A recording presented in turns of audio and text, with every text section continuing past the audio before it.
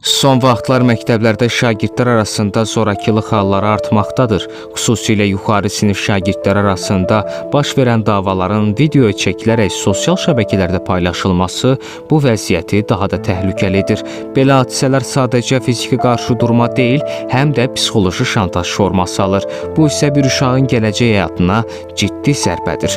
Burada məsuliyyəti yalnız müəllimin üzərinə atmaq düzgün olmaz. Müəllimin əsas vəzifəsi nizam-intizamı qorumaq, təhsil verməkdir. O yüzlərlə uşağın tərbiyə yükünü daşımaq məcburiyyətində deyil. Tərbiyənin əsası ailədə formalaşır. Uşaq evdə nə görürsə, cəmiyyətdə də onu təkrarlayır. Buna görə də valideynlər övladlarının davranışlarına, kimlərlə ünsiyyətdə olduqlarına və sosial mediada nə ilə məşğul olduqlarına diqqətlə yanaşmalıdır.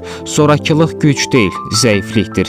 Əsl güc başqasını yıxmaqda deyil, kimisə qorumaqda özünü göstərir. Uşaqları vaxtında qoruyaq ki, sabah peşmanlığımız gecikmiş olmasın.